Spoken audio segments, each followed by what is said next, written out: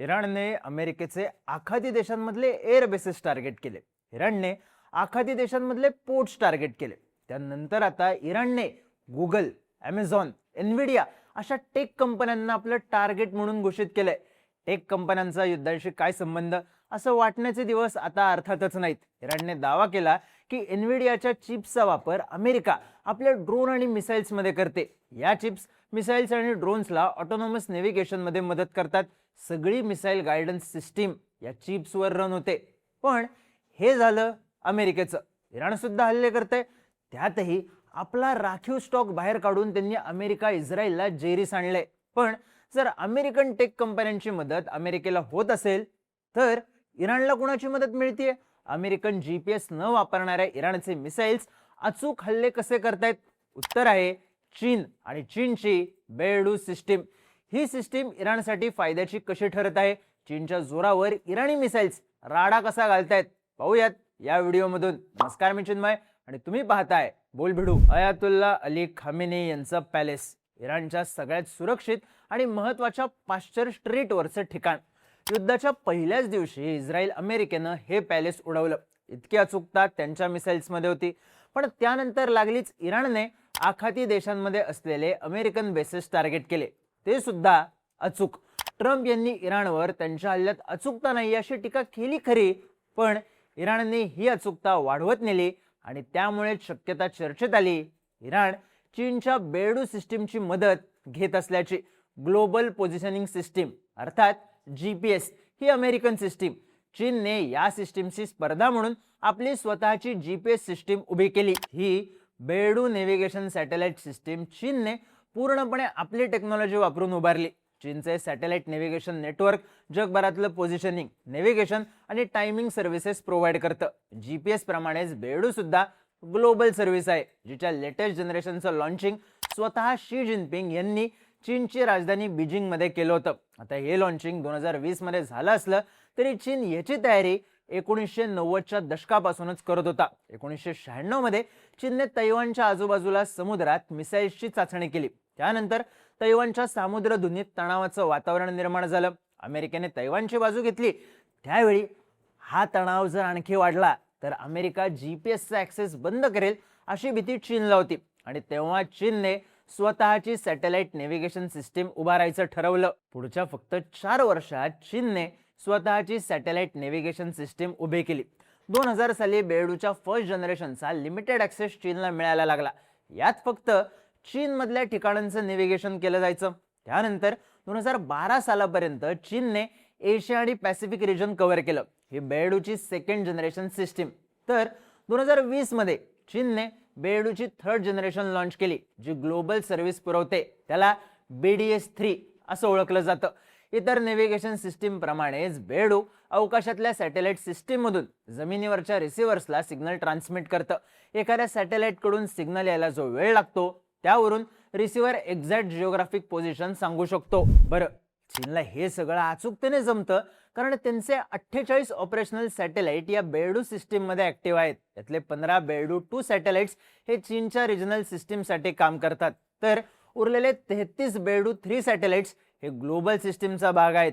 Regional सिस्टीमच्या दुपटीने चीनचा फोकस हा ग्लोबल सिस्टीमवर आहे. यामुळे साहजिकच अगदी जीपीएस प्रमाणे अचूक नेव्हिगेशनचं काम चीन त्याच वेगाने करू शकतं. चीनने या सिस्टीममध्ये 3 कंपोनंट्स तयार केलेत. पहिला सेगमेंट हा वेगवेगळ्या अर्थ ऑर्बिट्समध्ये असलेल्या सॅटेलाइट्सचा आहे. दुसरा सेगमेंट हा जमिनीवरची कंट्रोल आणि मॉनिटरिंग स्टेशन्सचा आहे. तर तिसरा सेगमेंट हा रिसिव्हर्स, चिप्स आणि नेव्हिगेशन सर्व्हिसेसचा आहे. बेडू सिस्टीम ट्रान्सपोर्टेशन, शेती, टेलिकम्युनिकेशन, जीपीएस अशा अनेक सर्व्हिसेस प्रोव्हाइड करतं. पण या बेडू सिस्टीमची सगळ्यात जमेची बाजू म्हणजे बेडू सिस्टीम मिसाईल गायडन्सला मदत करू शकतं आणि हाच मुद्दा आहे ज्यामुळे चीन इराणला मदत करत असल्याची चर्चा आहे. काही अभ्यासकांचा असा अंदाज आहे की इराणने चीन सोबत 2015 मध्येच एक डील साईन केलं होतं, ज्यामुळे बेडूच्या सेकंड जनरेशनला इराणच्या इन्फ्रास्ट्रक्चरमध्ये समाविष्ट करण्यात आलं. त्यानंतर बेडूमध्ये जे बदल होत गेले तशी इराणची सिस्टीम अपग्रेड होत होती. अशातच 2021 साली इराण आणि चीनमध्ये स्ट्रॅटेजिक पार्टनरशिप ॲग्रीमेंट झाली आणि त्यानंतर इराणने बेडूच्या नेव्हिगेशन सिस्टीम कडून मिळणारे सिग्नल्स हे मिसाईल आणि ड्रोन गायडन्स सिस्टीम मध्ये वापरायला सुरुवात केली. अशाही बातम्या आल्या। त्यात सध्या ज्या चुकतेनं इराण हल्ले करत आहे त्यामुळे इराण बेडूचा वापर करत असल्याच्या चर्चांनी आणखी जोर पकडलाय।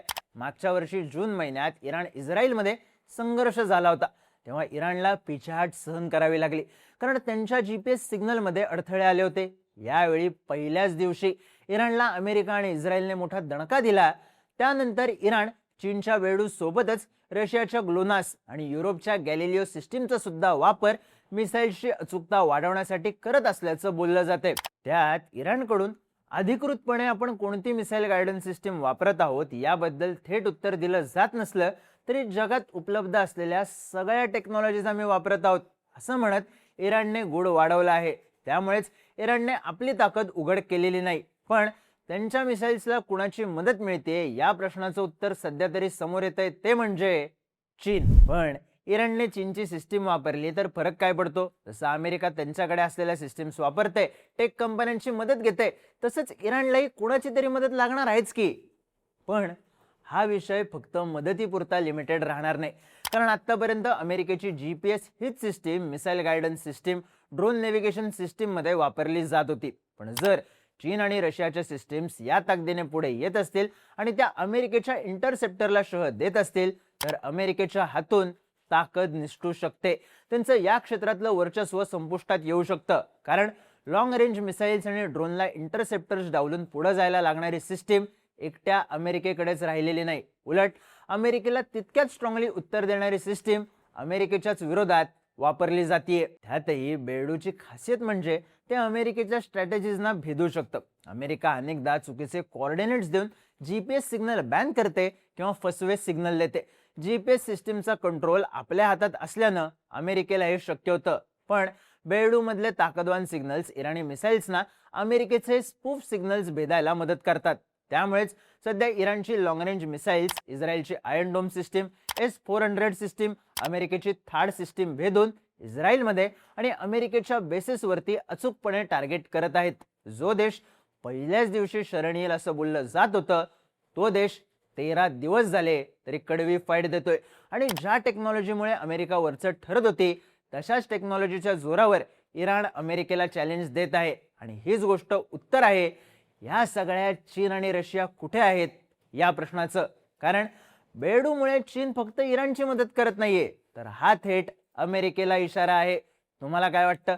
अमेरिकेला जेरीस आणायला चीनची सिस्टीम इराणच्या पथ्यावर पडते का? तुमची मतं आणि प्रतिक्रिया कमेंट करून नक्की सांगा आणि माहितीपूर्ण व्हिडिओज पाहण्यासाठी बोलबिडूच्या YouTube चॅनलला सबस्क्राईब करायला विसरू नका।